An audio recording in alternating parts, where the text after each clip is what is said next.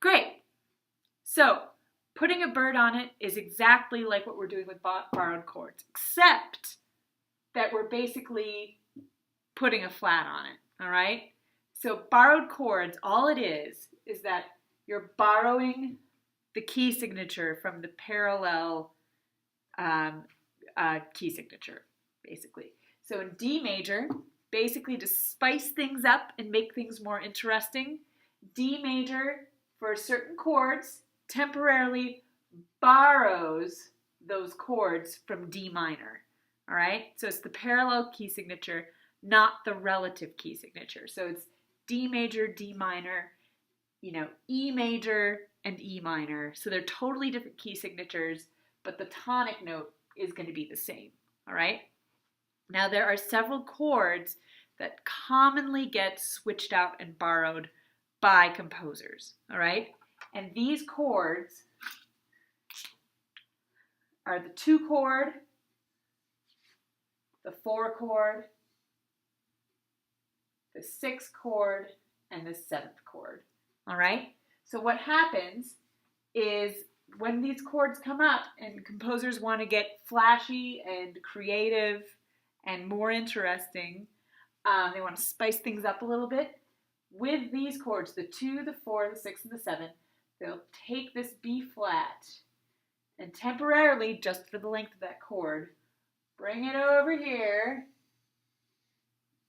and pop it into their D major key signature, all right? So now your key signature is going to be F sharp, C sharp, and B flat, all right? So they're just spicing it up.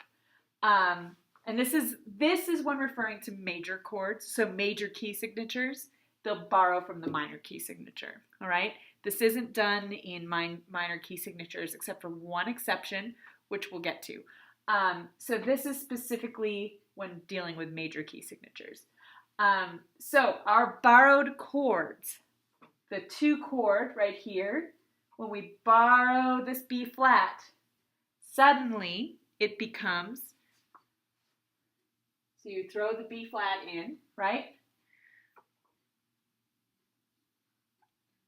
Right there, and then it becomes diminished 2. So it suddenly becomes that diminished 2 from the minor key signature, all right? Here, the 7th chord, we put a flat on it, right? B flat, add that B flat that we borrowed, right?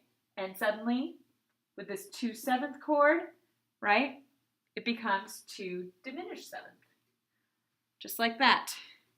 So the 2 chord, just the triad, and the 7th chord you'll see. The other chord that we see quite commonly is the 4 chord. So the 4 chord, same thing. Take this 4 chord, the B flat, put a flat on it. Suddenly, no longer major, becomes minor, right? So minor 4 rather than major 4. The 6th chord, also another one where we put a flat on it. So basically we're going to change the key signature around so that this 6th chord, right, we get a B flat. So put a flat on it. And then since we're temporarily going into this key signature, this becomes natural, all right? So that's the same thing. And now this 6th chord becomes this, so major 6, like that. And then since we've lowered the note from where our normal key signature is, we're going to put a flat in front of it. So we call it a flat 6th, all right? The next one, this one's going to get a little crazy. So remember that when we're in harmonic minor, we have a raised C sharp, right? So when we're thinking in harmonic minor, bam, this major 7th chord that would normally exist because C, E, G is a major, right? Major triad. When you raise this up to C sharp, because it's the leading tone in harmonic minor, right? This then gets to be diminished like that, all right? And we most commonly see it in 7th chords, 7 7th chords, all right? So 4 notes in the chord. So the C sharp stays because it's harmonic minor, so it sticks in the key signature. You don't have to change it. And then we just put a flat on it, and it becomes half diminished seventh chord. All right? So, oh wait, so the half diminished, which it would normally be like this, right? Gets put into a fully diminished seventh chord like that. All right, so that's all you're doing with borrowed seventh chords. Composers get bored, especially with major keys. There's not a whole lot to do with it because you can't do funky things like harmonic minor or melodic minor. So the way they do that, adding that sort of harmonic and melodic minor spice that you can do with a minor key, is to literally just borrow those chords from the minor key. So that's what borrowed chords are. Remember, you're only going to see it with a 2, 4, 6, or 7th. You're not going to see borrowed chords on 1, 3, 5. So it's just those 4 chords. And yeah. So there are certain positions that are more common than others. So with the 2 chord, the most common position you're actually going to see it written in is as a 6th chord, all right? So instead of this, you'll see it more commonly as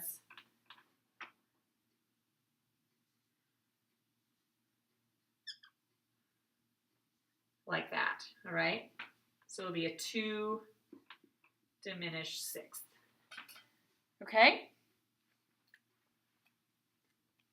So also with the 7th chord, right? Or half diminished 7th chord,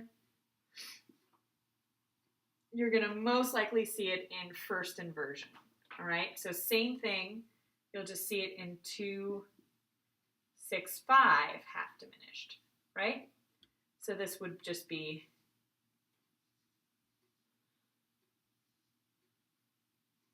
like that, all right? With the 4 chord, you're going to see it in root position, won't change. Occasionally you'll see it as a 4-6, all right? So that would be the only other difference. And the G pops up here, all right? So you could see this in first inversion. And then with the flat 6th, you're going to see it in root position.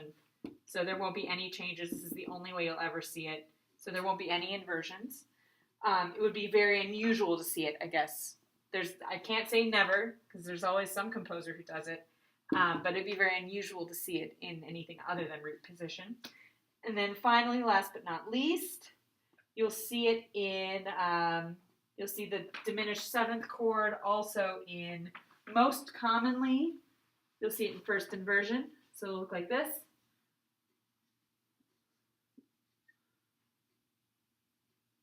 And then the C sharp. Like that. It's super messy, but you get the idea. So he's 7, fully diminished 6, 5. And with just like with the 2, 7 and the 7, 7, you'll also see it in the other 2 inversions. All right. So this one you can also see in root position and second inversion. So 2 half diminished 4, 3. So you see it root, first, and, 4, 3, which I don't have room for on the board, but you get the idea. 7, half diminished, 4, 3. All right. These guys should actually go over here. They should be in between the 2 numbers. And then here, you also see it in second and third inversion, rarely in root position, all right? So this one you don't see very often, but you can see it in 7 diminished 4, 3 and 7 diminished 4, 2, okay? So those are the most common interpretations you'll see.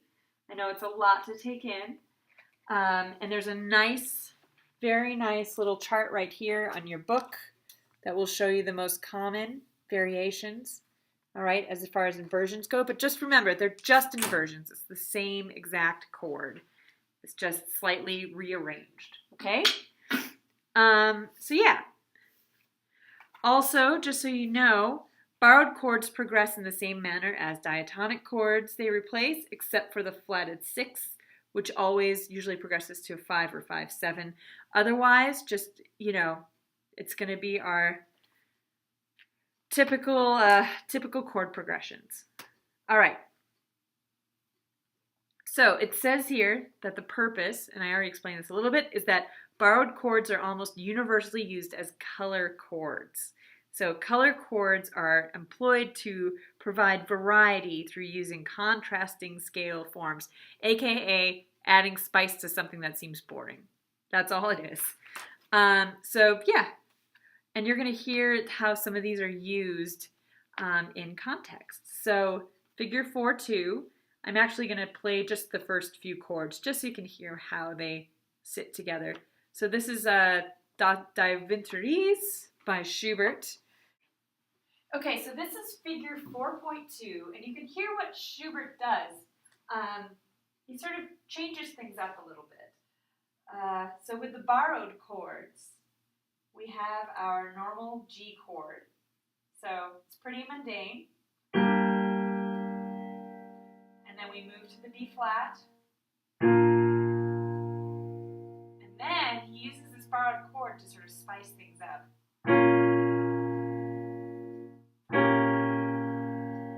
And then finally concluding with all right. Now, if we were just to hear this normal, it wouldn't be nearly as sort of thrilling or exotic sounding. It would just be kind of blah. So here it would be without the borrowed chords. So this would be taking a D natural instead of a B flat, or a D flat instead of in the third and fourth chord. So it would just go.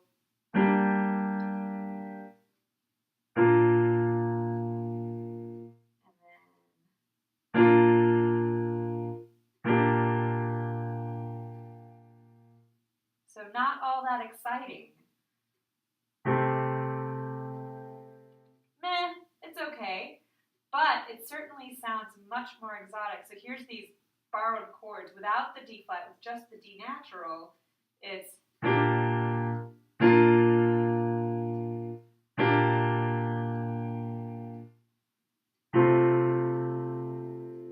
that's okay. But with the D flat added in to spice it up and add a little bit of I don't know, dissonance to it, it's much better. So here you go.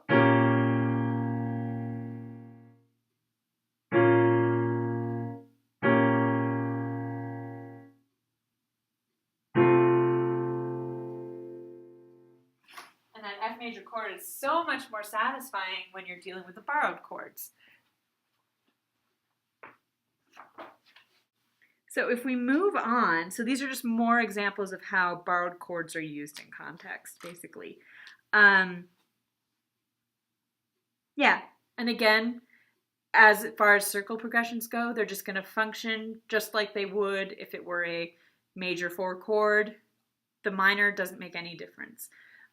So changing its quality doesn't actually change how it functions in the key, if that makes sense. So, all right. Well, the other opposite example of this is there is one instance where where we actually switch and used a borrowed chord in a minor key. All right, and that is known as something called a Picardy third.